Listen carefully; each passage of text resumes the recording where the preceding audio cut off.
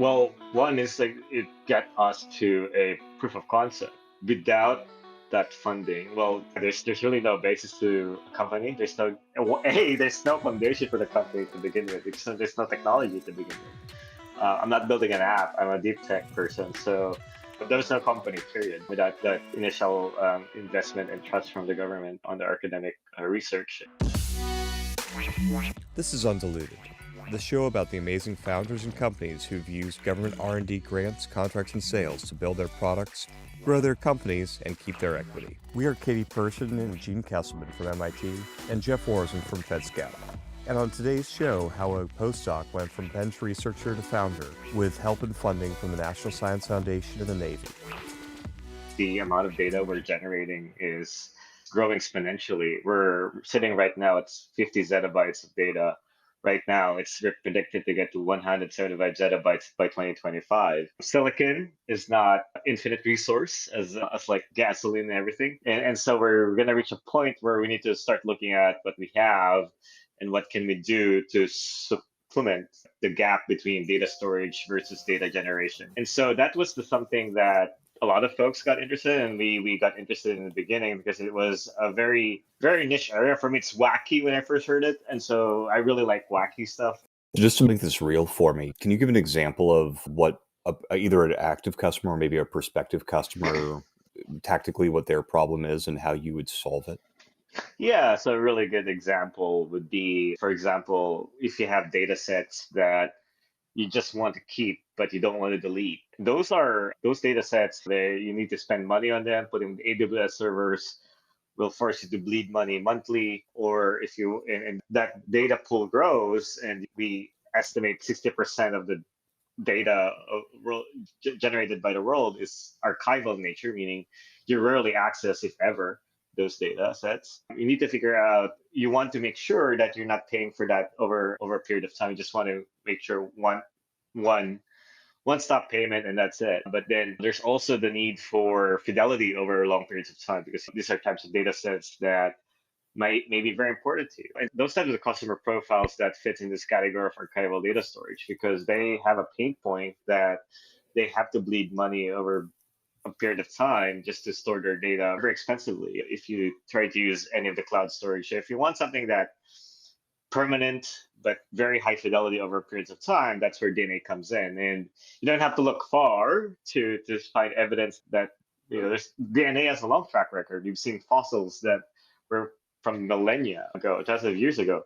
So definitely, that's why there's a lot of interest in DNA, because we know it's a very stable molecule. I know how to read it even after 1,000 years. And I think that's where it hits a lot of the categories that a lot of folks who have this very important data set, it hits three different things. One is longevity of the data, two is the fidelity of the data over time, and three, obsolescence. It's not going to be obsolete. Yeah, so another use case would be the movie industry, wherein they have this large catalog. I've spoken to someone in the movie industry that has this large catalog of films.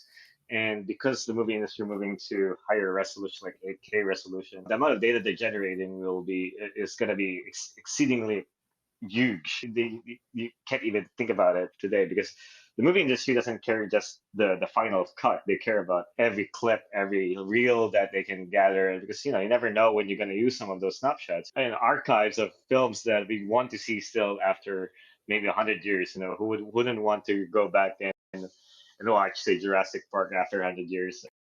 Yeah, Jurassic Park seems like an apt movie to address. Exactly. Given, yeah, what was that at all part of your curiosity? Now that when you watch that movie now, does it seem more plausible, less plausible? Yeah, I've always thought it was plausible. It's so funny that I got it that a lot of the things that whenever I explain DNA data storage, I always had to go to Jurassic Park, because this is like exactly it's art becomes reality. That's So, at the most conceptual level, I understand how electronic data storage works. You have you have a semiconductor, and it's set either for the 0 or a 1, and by looking at strings of zeros and ones, they can encode complex procedures and language. Is molecular based data storage the same 0 and 1 binary encoding, or is there something just fundamentally different happening?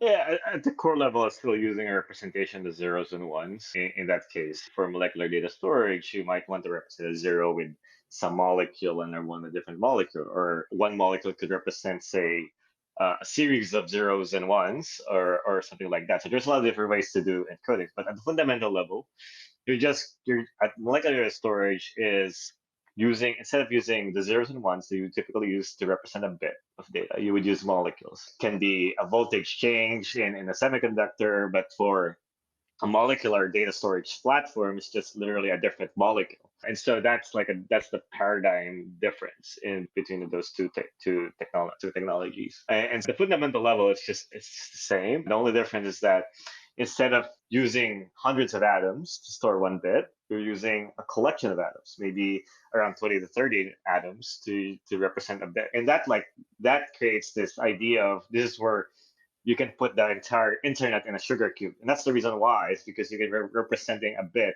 with a collection of atoms, not like a few atoms, rather than 1,000 or 1,000,000 atoms that represent a bit in a typical semiconductor device. That is that true that there are enough atoms in a sugar cube to encode all the internet's data? The theoretical density of DNA is 455 exabytes per gram. So I don't understand what that means. yeah. So an exabyte is 1,000 petabytes, and a petabyte is 1,000 terabytes. It's 1,000,000 terabytes to get to an exabyte, and the whole internet is essentially like it's 100. Let's just say 50 exabytes for now, right now. Then that's basically 50 million hard drives, 1 terabyte hard drives to store the entire internet. You can push that down to a sugar cube. That's like the density of DNA. You can the dry DNA. You can put it basically in the size of a sugar cube. Wow.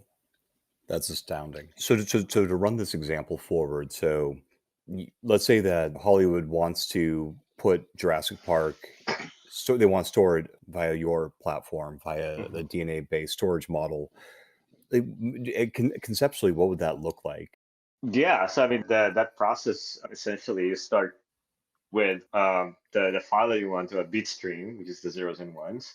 And then you do an encoding step where you convert the zeros and ones to the letters of the DNA, A, C, T, and Gs. And then once you have that string of A, C, Ts, and Gs, you then synthesize those DNA, the same strands we use to say, we used to write DNA right now for COVID tests using PCR, same technology, and essentially write those strings of A's, T's, and G's into a pool of letters.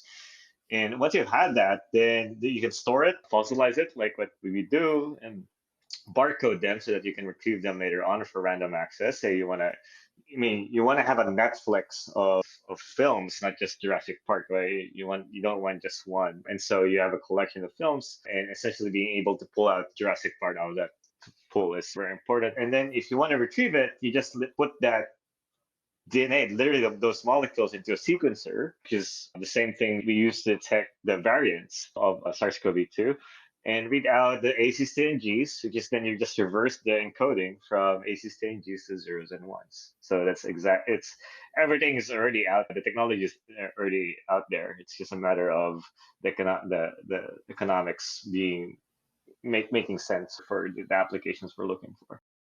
Coming out of a lab, there's a common worry that you're a hammer looking for a nail because and I think that you're a great example of this. It could have been a great example of this because you started this as an academic exercise. And whereas I typically hear, good startups starting with, I identified a need. Yeah, for me, in some aspect, like other than the data storage application of it, some part of the company is still hammer looking for a nail because I wanted to be bigger than that. The biggest advice, if I could have one, even though I'm still young, I don't know what I'm doing, is definitely stop being in the lab and start talking to people. Have some set of hypotheses you want to test and ask people, there a need for this, need for this. Don't start a company unless you figured out there is a real use case for this. I think it doesn't matter if it's like the best thing to sliced bread if there's no one's gonna pay for it. And so I think the iCore program is free. You can get $50,000 for it for just interviewing hundreds of customers. And I think that's another non-dilutive funding you can put in your pocket. Yeah, you should do it tomorrow. Apply as quickly as possible because as deep tech people, that's probably the first thing you should do is the iCore because it's $50,000 and to test out customers and actually have a business model out of it. And that's so much money that so much value that you don't even know that you could have. So talking to customers definitely is the biggest thing for me. At the end of the day, if there's no business, there's no business. It's better than failing at that point rather than spending 5 years of your time trying to build something that no one will be paying for. So I think that's like the biggest thing I've learned doing the iCore program. I didn't even realize you had done iCore. I did the small version, the iCore Spark, and that was like already intense enough for me because I was doing it solo. So definitely don't go to do the iCore, the full national level where you have to do 100 customer interviews. That's like intense. Even the iCore Spark in MIT was enough already intense for a solo founder, and but it gave a lot of insight that I wouldn't be able to do if I just staring at the computer googling stuff because people tell you different things literally. So definitely go out and talk to customers. The iCore is a really good mechanism for that. Awesome. And the title of this podcast is Undiluted because we Hmm. really want to highlight and educate the world about non-dilutive mechanisms to build businesses. In your case, working with a university. Yeah, I've been very fortunate to start this in an academic environment. So there's having the support of the MIT environment's always helpful, especially if you're working with deep tech stuff that requires you to build something from scratch. And so we've been very fortunate with a lot of support from the government with the National Science Foundation and the Office of Naval Research. And I've been very fortunate having learned how to work with the government and how to write grants with the government, how to execute successfully for the government. And I think that's something that not a lot of folks have the luxury on, but yeah. So I feel like there's a lot to unpack there. Mhm. Could you rewind us back to the point at which you got serious about pursuing this academically and potentially as a business and the support you needed to build your business? Yeah, so let's start with the academic one because that's been a long journey. I joined the lab 2016 and I wasn't really serious about doing data storage. It was given to me as a side project, back burner project. So like, yeah, whatever. That's my reactions. But then I saw this paper from Microsoft that came out on it, and I got interested, and so we would look at how some research on this funded. We would look at different areas. There was DARPA, was very interested in this area. We didn't get it. Then there was the IARPA call, the intelligence version of the DARPA on this area. We didn't apply, but on that grant, simply because we didn't have time. I mean, DARPA and IARPA grants are really hard to write, and if you haven't written one, it's actually very stressful. Can you say a And bit more about that? Like, how much time did you spend on each one, and how did oh, you decide? yeah, the DARPA grant, oh my God. God, it's 3 weeks. Yeah, it's just talking to potential partners. And then not only, then you have to have quotes. And the budgeting part is the most stressful part for me. The technical portion, easy. Like I can do that very, very easily. But the budgeting is hard. One thing that I've learned how to do since the DARPA grant and we wrote was the Hail Catechism. You need to make sure that it's pretty actionable, it's pretty concrete and not vague, and don't use vague terms and all that. If the deadline is like a month, in a month, and you're planning to write a 1 month before, you're already too late. So you need to start like way earlier, finding partners, finding your quotes, getting your budget really, really clean and crisp. And then I've written grants for the Office of Naval Research, and that's what we use to develop the proof of concept. So on that ONR, the Office of Naval Research grant, how did you even know that that was available? Did you submit something to them? Did they put out a topic requesting proposals? Yeah, it's through a white paper. So you look at the Cognizant Program Manager, you reach out with a white paper and you see if they're interested or not, and then you get invited for a full proposal. It was something that was originally happening in the lab already, and we knew how this process works. Mhm. But it always starts with a white paper. And every time I think of something I want to propose with the government, start with a white paper. And I think that's the best way to initiate the conversations. And how long Grants. did that take? From the time that you submitted the white paper to the time that you got funded? Oh, that took a while. That took I think it's a year, I think, for at least for the ONR for the academic grants. It took us a year to get that money. So it's was slow money, but it's free. So you were at a lab and then you were funding your time there through this O&R grant initially, it sounds like? It was initially just a academic exercise, right? Mm. We didn't really realize as this can be a company was when the paper got published. It's like, oh wow, there's a lot of interest. Oh, I didn't realize how exciting this is. When we got approached by VCs, I was like, okay, they realize there's something here. So if I understand the timeline correctly, so you were at the lab, you read this Microsoft paper, you got interested in it, you wrote a white paper that you submitted to DARPA, ARPA to try to fund research into it. Then you sent it to ONR. The research you did with the ONR money allowed you to write the white paper. The white paper then got published. I'm sorry, the academic paper got published, and that's when VC started coming in. Did I articulate that correctly? Yeah. Yeah, and National Science Foundation also provided some more cash. Salaries are probably like the biggest chunk of money that would is rather than the chemicals. And what was the process for the National Science Foundation? Was that an SBIR?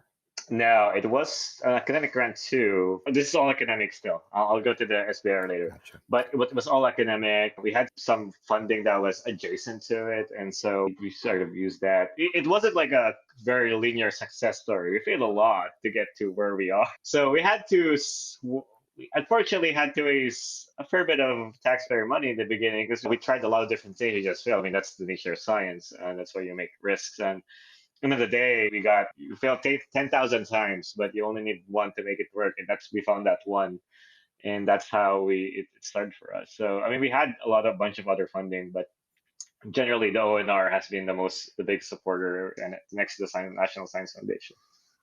So that takes you up to this moment where you publish a paper, you get a lot of interest back. And is that the moment when it sounds like you started to make the mental switch from this being an academic exercise to being a commercial Yeah, exercise? yeah. I wasn't sure about having a business in the beginning. Like we talked about it back in 2019, I want to say October 2019, about having this as a startup. Wasn't sure because the business model doesn't make sense yet, or there was no business model. And I don't know. It's like there's a lot of interest. It's very risky technically because there's a lot of unknowns. But I didn't realize what we proved out until like other folks talk about what we proved out to us.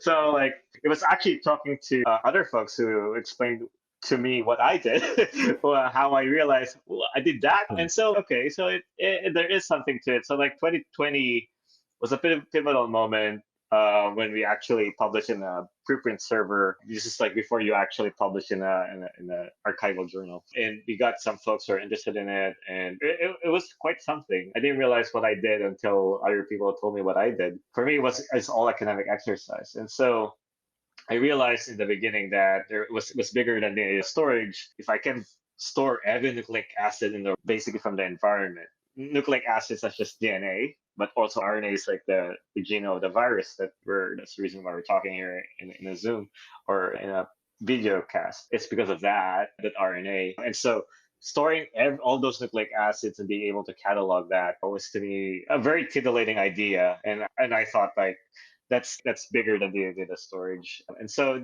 you just start the business cases start to popping out, and it got us to a point where maybe you should start a startup like really soon. And then during at that point at 2020 and 2021, I started writing SBIR grants because why not? I'm really good at writing grants. I can do it on my own. And so I wrote two of them, and it's only 15 pages, so that's nothing. We write papers like 40, 50 pages. And so it was pretty straightforward to me, again, given my experience with writing grants in the lab. My PI has given me a lot of freedom to do and a lot of guidance. So I got really good at it to a point that I like my hands are always like looking for grants nowadays because it's just so fun to write them.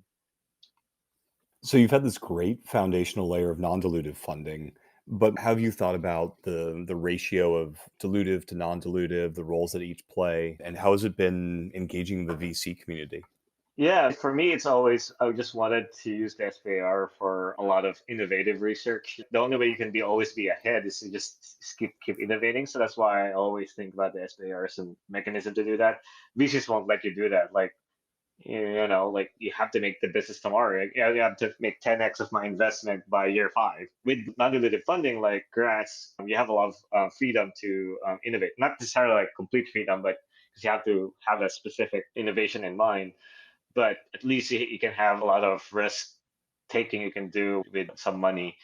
It's not a lot of money. There's only like 256K for NSF phase one and NIH phase one, but allows you to do a lot of freedom. And so where I see the dilutive funding comes into place for me to get a lot more people to like a CEO or some COO and other research associates, given the technology we have right now, start building the business cases for that. But then have a portion of the company still working on innovative technologies that you want to make sure you're creating a deep, like a very big moat and very deep moat on your technology to make sure that no one can touch you. And that's always that's it's hard to do with just VC funding. So this is an unfair question, but roughly how much money do you think you've gotten from non-dilutive sources? Oh wow! Well, if you start with academic ones, that's probably it's not my lab, but it's my PI's lab. So it's gonna get if I add that like 500K on the ONR, sorry, maybe a million on the ONR, and then a million on the NSF. Like this is all academic, and then Mhm. from what I got from post academic, it's gonna be like the ones like 500. It's 260K roughly, so that's 520K total from non-dilutive funding for two phase ones. So all in, what is that? Maybe a million, Yeah, probably 2 million if you two include million. the academic grants that from the academic lab. So that's number one. That's pretty amazing. So second part of this question: what has that $2 million allowed you to do? One is like it get us to a proof of concept. Without that funding, if just on the academic one, not focus on SBR one for now, but for just the academic one, it got us to a proof of concept. Without funding, yeah, there's really no basis to a company. There's no foundation for the company to begin with because there's no technology to begin with. I'm not building an app. I'm a deep tech person. There's no company, period, without that initial investment and trust from the government on the academic research. And the follow up is just the follow up SBIR is just going to move the needle on the technology becoming much better than what it is right now. The version two or the beta version of our technology, it's going to be much more exciting and it's going to be more scalable and without that funding I think we won't be able to do the next generation of the next iteration that will get us closer to Mhm. a more realizable like not realizable but like probably I would say the a more practical version of our technology if without that SBIR funding. That's a really compelling story. It's this highly risk tolerant long term capital from the government has allowed you to build this foundation. And given this foundation, now that you're reaching out to VCs, how are the VCs reacting to this government funded base that you're building off of? Yeah, they're pretty excited about it. They're always encouraged to get non-dilutive funding. So I think the general consensus is just get it if you can. It's less dilutive on you, and it's less, money risking for us. It's definitely a positive. I wouldn't say it's a negative. I've never heard of any VC saying not you should not try to get SBIR funding. But relying on government as your customer was always been a funny conversation with VCs because the government is slow, and but that's a different story. Can you explain that? Because I think it's a little bit of a subtle difference between government as funder and government as customer. Yeah, government's customer is different. Government customer is wow. One, you need to figure out who to talk to. There's a huge bureaucracy, red tape that you have to go through to find the right people, and then going through the beauty of this, like they all reply. I don't know if it's a government mandate. They have to reply to a public person, but anyway, they all reply. And so you just need to figure out who to talk to and be really proactive in following up and asking for connections, stuff like that. If you're not proactive, you're not going to get anywhere.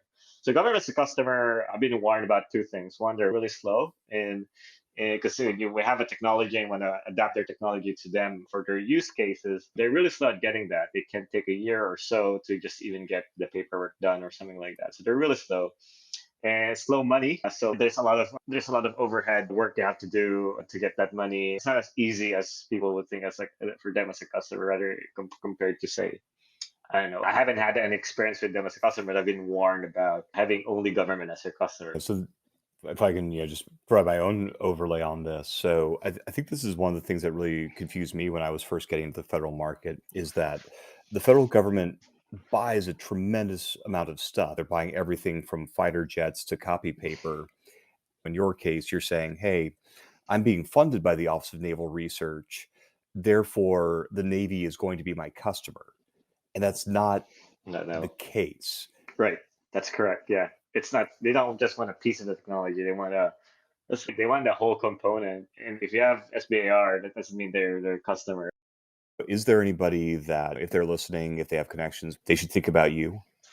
One thing I've learned from other founders here in the accelerator is you never say you're never raising. So I'm always raising. But I'm really interested in folks. It's just building a relationship because money is other thing, but having mentoring because I don't know jack shit what I'm doing. I've been a bioscientist, so I'm learning the ropes of how building a startup is and all that. And so VCs who are really interested in mentoring aspiring technical founders to become successful entrepreneurs, well, I think I'll be very grateful for those introductions and saying hi to me or just having a cup of coffee. I think that for me is very important right now, especially where the startup is right now at this moment, because I need a lot of guidance. I need to know where to go.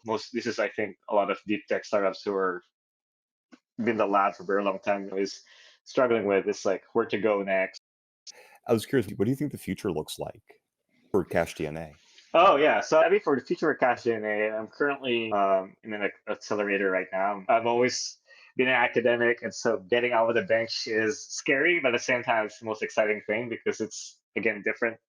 Always look for different stuff in my life, and so for me, it's just keep on building towards that vision of being in storage. So a lot of forecasts to be done with hopefully with the support of the government and private funding, though, we get to the point where we're just one algorithm away from a fully functional DNA storage. You can start computing with it. It was a computer device you've had for a very long time. So I think that's going to be a long way to go. But I think we're at this stage where we've developed at least some of the proof of concept that this ideas would work.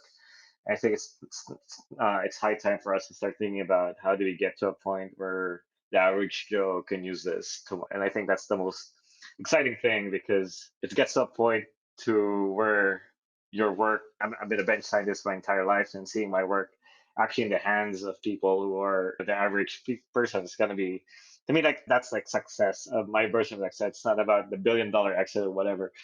I think just seeing it, people using it is as I think the most compelling future for me. Or at least that's my compelling future. I think my vision for cash, but of course for VCs who are listening, of course $1 billion exit. No. SBIRs are a great way to fund the development of deep tech so it can get out of the lab. But not all types of companies do so well. So for our review of different types of companies' success with SBIR, check out the video on the right. And for another conversation with a founder that leveraged federal programs to grow their business and keep their equity, see our interview on the left.